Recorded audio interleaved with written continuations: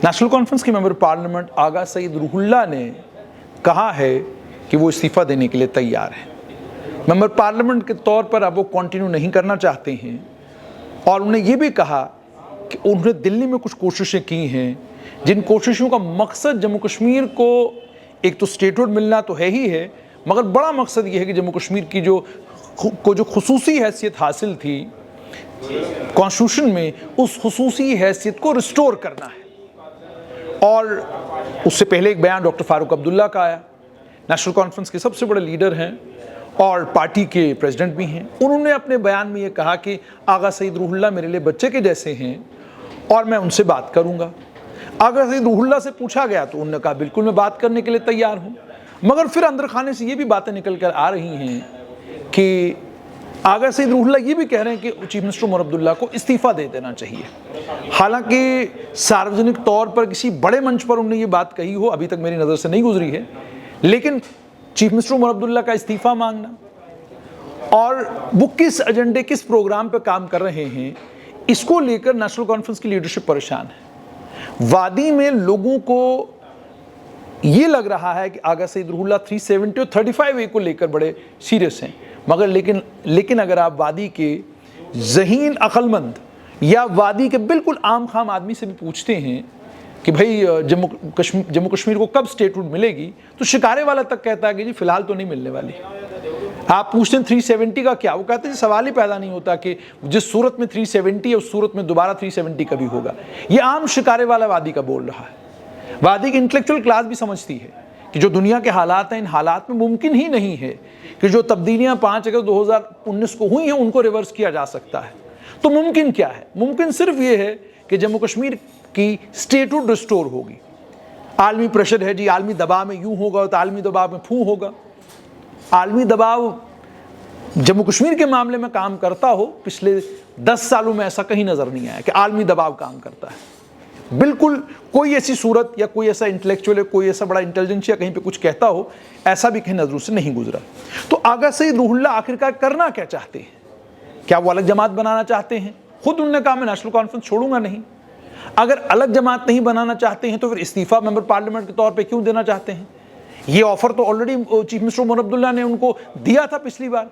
उन्होंने कहा था कि अगर आपको लग रहा है कि मैं ठीक तरीके से हुकूमत ठीक तरीके से नहीं चला रहा हूं, आप मेंबर पार्लियामेंट के तौर पर इस्तीफा दीजिए, आइए इधर मेरे साथ मंत्री बनिए और आप ठीक तरीके से चलाइए। आगा सईद रूहुल्लाह ने दिल्ली में एक प्रोग्राम कराया। उस प्रोग्राम में मैंने आपको पहले भी कहा कि वही लोग बुलाए गए जिन लोगों की वही सोच है जो आगा सईद रूहुल्लाह की सोच है। हिंदुस्तान टाइम्स में उनका इंटरव्यू हुआ, उन्होंने उसी बात को रिट्रेट किया जो बात वो लंबे समय से बोलते आ रहे हैं। मगर सवाल पैदा ये होता है कि जो आप कह रहे हैं उसका उस चीज को अचीव कैसे किया जाएगा?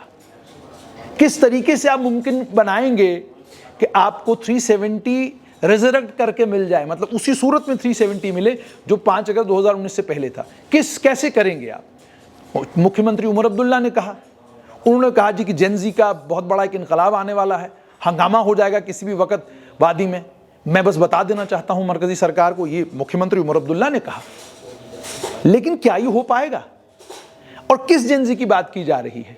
क्या चीफ मिनिस्टर उमर अब्दुल्ला इस बात को बखूबी समझते हैं कि वादी कश्मीर के अंदर इंडिजिनस कोई मूवमेंट जो लोग अपने हक हुकूक की लड़ाई लड़ें मुमकिन नहीं है? इसलिए मुमकिन नहीं है क्योंकि कोई भी इंडिजिनस मूवमेंट जो वादी के अंदर आप शुरू करते हैं जिसका मकसद होता है कि अपने मुल्क से हक और हुकूक की लड़ाई लड़ना, उस इंडिजिनस मूवमेंट को सबोटाज करने का काम जो है वो तमाम ताकतें जिन ताकतों ने अलगाववादियों और आतंकवादियों की हर वक्त मदद की है और जो अलगाववादियों और आतंकवादियों को दोबारा से रिवाइव होता देखना चाहते हैं, वो ताकतें फौरन उसका फायदा उठाने के लिए मैदान में उतर आती हैं और इतने भयंकर तरीके से उसका फायदा उठाने की कोशिश करती हैं कि मामूली सा पानी बिजली के ऊपर जब जम्मू में प्रोटेस्ट होता है तो आप देखते हैं ना वादी से क्या आवाज आती है, हाँ पता चल गया ना 370 आप कहते थे 5 अगस्त के बाद आप क्यों आप फलां प्रोटेस्ट कर रहे हो। मामूली प्रोटेस्ट जम्मू में हुए। Jammu chamber of commerce and industry ने अपनी कुछ मांगों को लेकर बंद का आह्वान किया, बंद हुआ ना, खबरें कहां लगी और उन खबरों में कहा क्या गया? कहा यह गया कि जनाब 5 अगस्त 2019 के बाद तो आपने कहा था सब ठीक हो जाएगा, आप लोगों ने तो लड्डू बांटे, अब आप परेशान क्यों हो? यानी 5 अगस्त 2019 को जो कॉन्स्टिट्यूशनल चेंजेस जम्मू कश्मीर में आई, उन कॉन्स्टिट्यूशनल चेंजेस के बाद वो ताकतें खुश नहीं है इस बात से कि जम्मू कश्मीर में शांति है, सड़क पे कोई मर नहीं रहा, पैलेट नहीं चल रहे, बुलेट नहीं चल रही, आम आदमी का बच्चा जो है स्कूल जा रहा है, कॉलेज खुले हुए हैं, बिजनेस खुला हुआ है, कारोबार खुला हुआ है, लोग ठीक ठाक तरीके से कारोबार कर रहे हैं। होटलियर अब अपने एनओसीज की परेशानी है उनको, अब उनको इस बात की परेशानी नहीं है कि दहशतगर्द या अलगाववादी या आतंकवादी बंद की कॉल देंगे और सब बंद हो जाएगा, ऐसी कोई परेशानी उनको नहीं है। उन्हें मालूम है कि भाई हालात तो अब ठीक हैं। तो वो लोग जो इस सब से खुश नहीं हैं, वो लोग तो इन छोटी छोटी बातों की बड़ी बड़ी खबरें बना के अलग अलग मंचों तक पहुंचाते हैं। देखा 5 अगस्त 2019 के बाद अब क्यों आप ये प्रोटेस्ट कर रहे हो? भाई 5 अगस्त 2019 के बाद ये तो नहीं कि बिजली को प्रोटेस्ट नहीं कर सकते, पानी को लेकर प्रोटेस्ट नहीं कर सकते, मरकज की सरकार से कोई मांग होगी हम उससे दुखी होंगे, बंद नहीं किया जा सकता, ऐसा तो हुआ नहीं कहीं। इसीलिए जब आगा सईद रूहुल्लाह कहते हैं कि सड़क पे इनकलाब आएगा, तो कौन सा इनकलाब लाएंगे वो? और एक ऐसी जगह जिस जगह पर अभी भी वो जो जाल अलगाववादियों का है वो तो बिछा हुआ है ना जी, उस जाल में थोड़े बहुत ही लोग बाकी तो है ना जी। और जब भी कोई ऐसी सूरत पैदा होती है फौरन उसको एक्सप्लॉइट करने की कोशिश जो है बॉर्डर पार बैठा हुआ दुश्मन करता है। तो कौन सा जेंजी वाला इनकलाब और कौन सी सड़कों के ऊपर उपद्रव वाली स्थिति की बात आप कर रहे हैं? किस तरह की? तो सवाल पैदा ये होता है, अगर आगा सईद रूहुल्लाह कहते हैं मैं इस्तीफा दूंगा तो क्या करेंगे फिर आप? जन आंदोलन करेंगे? किस चीज के लिए जन आंदोलन करेंगे और कैसे उस जन आंदोलन को इंश्योर करेंगे कि उस जन आंदोलन को सबोटाज न कर जाए, कोई हाईजैक न कर जाए अलगाववादी?